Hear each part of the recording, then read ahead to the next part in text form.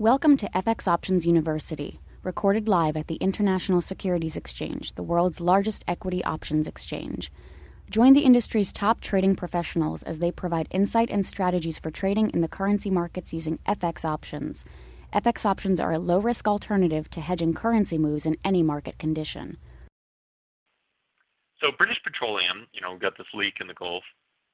They're going to be on the hook for something. Could be a real problem for that company. And just to put it in scale, for those of you who haven't heard this comparison before, BP's market cap is about 5% of the UK's annual GDP as of 2008 numbers. So things that happen to BP kind of happen to the UK's economy in general, which does not bode well for the currency, for sterling. So if the pound were to continue to weaken, we could see a break here of where the markets have kind of stopped. So we're stopped at about right now we're about 0.69 pounds to the dollar. So we could see this continue to move up quite a bit, and it has been moving up a lot. And there are ways that we can take advantage of this. Now, I mentioned before that I wanted to propose a couple of ideas as to, as long as we're thinking about profiting from or hedging against some of the uncertainty out there, or, by getting some exposure to currency options, how do we minimize, one of the reasons why we would find that so attractive is that, we have all this uncertainty in the market. And the problem with that is that uncertainty is driving up option prices, so it makes it more expensive and more risky to be trading long options where we can get some of that big upside potential. So here's another way. When we were looking at YUK, I suggested, well, we may want to even take an even more speculative position that's got lower time value in absolute dollar terms with an out-of-the-money position. Well, what about an in-the-money position? So let me give you, for instance, here. Let's say that we were to look at calls on BPX, something that was at the money. So let's say 69.50. We're almost at exactly 69.50. So the 69.50 calls expiring in July right now cost $180 a share, or $180 a contract. Now what happens? So I think most option traders are familiar with the way that volatility works as you go further in the money and out of the money.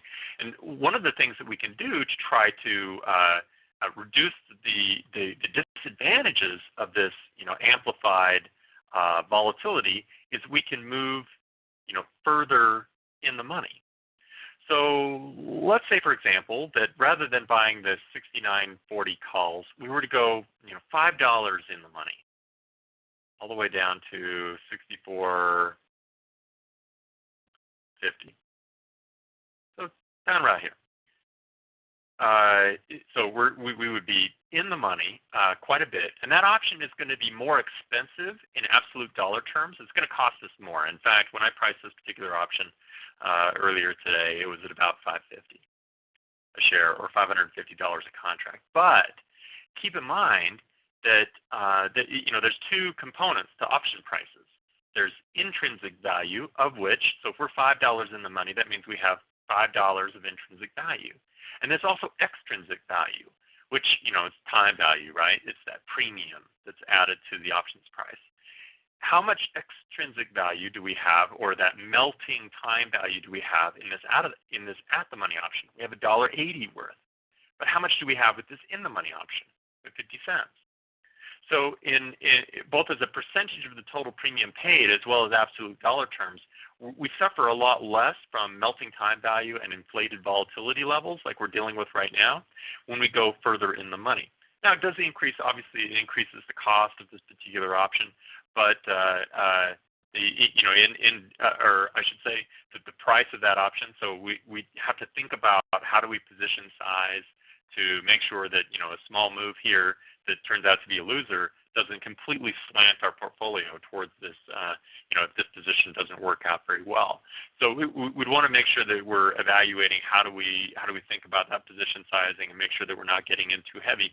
But it is one of the ways in which, if you're determined to be trading options, long options, so we can, make sure that we have that limited risk, one of the things we would want to do is to go where that time value isn't going to hurt us as much. And one of the places we can go to do that is going to be in the money. And it's one of those things that I find that shorter-term option traders or, especially in the currency options world, they don't automatically think about that because of the cost of the option. And so they tend to kind of look for even those out-of-the-money strike prices that are more speculative but much cheaper.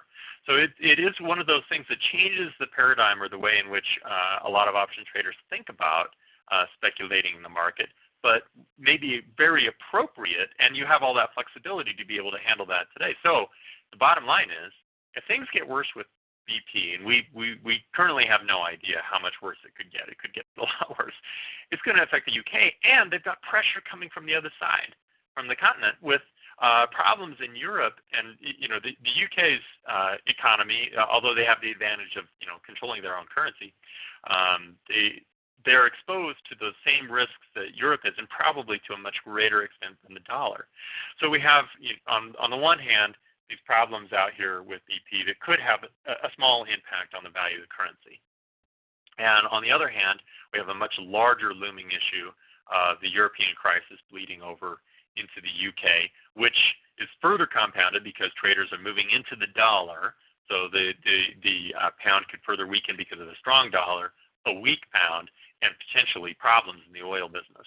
In fact, overall, the pound from time to time can be very correlated with oil prices in general, not just BP, but oil prices in general.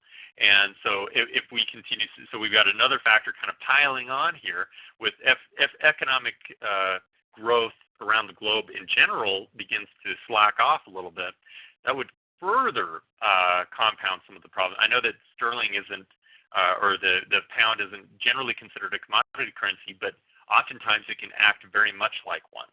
So if demand for commodities in general and oil, energy commodities, continues to slack off, that would impact the pound. So, as we have this opportunity, we think, all right, well, I'm going to buy a break of, where the market's got. So 70.25.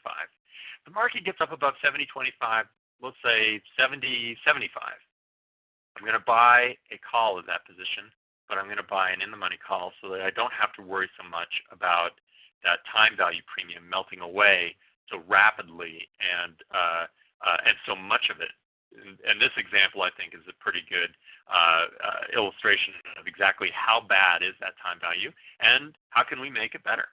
So what can we do? What are the options available to us to make it a little bit more or less damaging, I should say. Thank you for participating in this week's session. Please join us again next week. Get trading ideas, exchange rates, webinars, news, and commentary. Visit www.fxoptions.com. ISE FX options can be easily traded through all options-enabled brokerage accounts.